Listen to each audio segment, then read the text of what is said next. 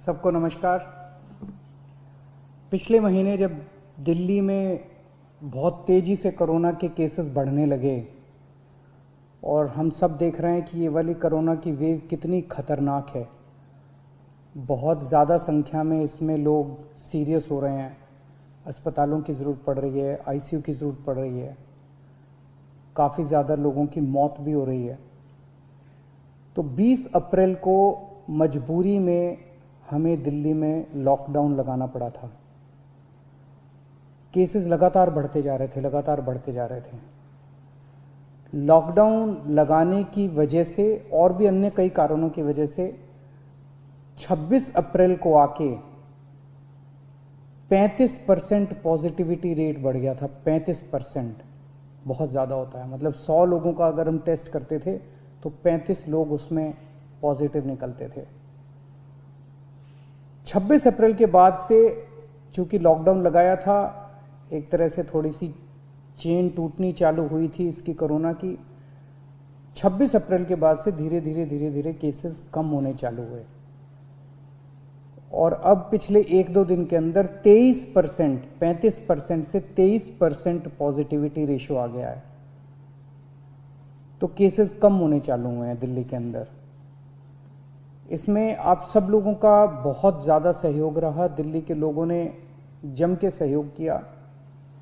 आप लोगों ने लॉकडाउन का पूरी तरह से पालन किया और ये हम सब लोगों की, अपने परिवार की ज़िंदगी और उनके स्वास्थ्य की बात है।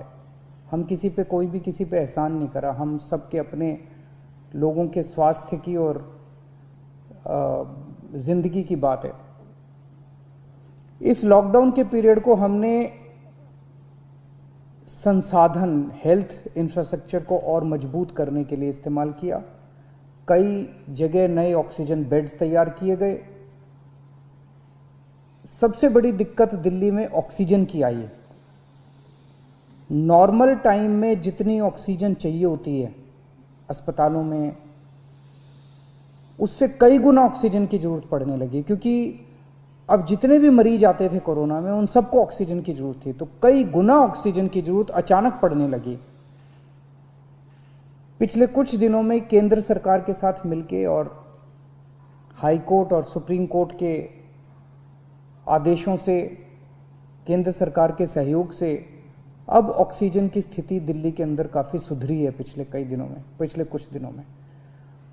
अब इस तरह की बातें सुनने को नहीं मिलती कि इस अस्पताल में 2 घंटे की ऑक्सीजन रह गई, उस अस्पताल में आधे घंटे की ऑक्सीजन रह गई, यहाँ पे किसी की ऑक्सीजन से मौत हो सकती है। अब इस तरह की बातें सुनने को नहीं मिल रही है।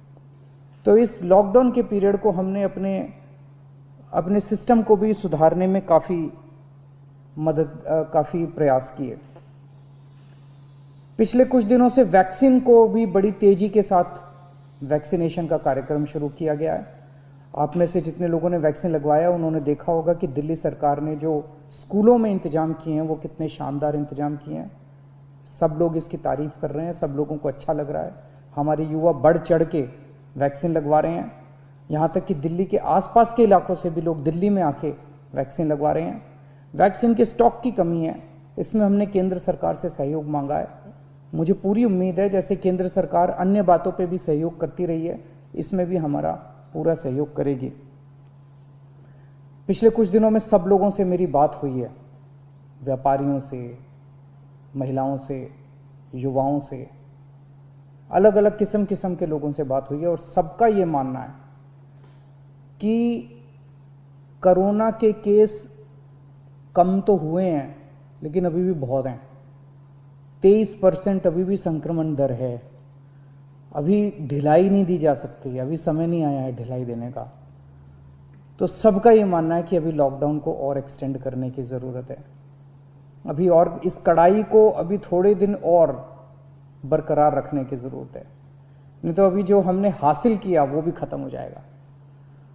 और जैसा मैंने कहा कि ये इतना मुश्किल दौर है, ये वाली वेव इतनी ख़तरनाक है, इतने लोगों की मौत हो रही है, तो जान है तो जहान है।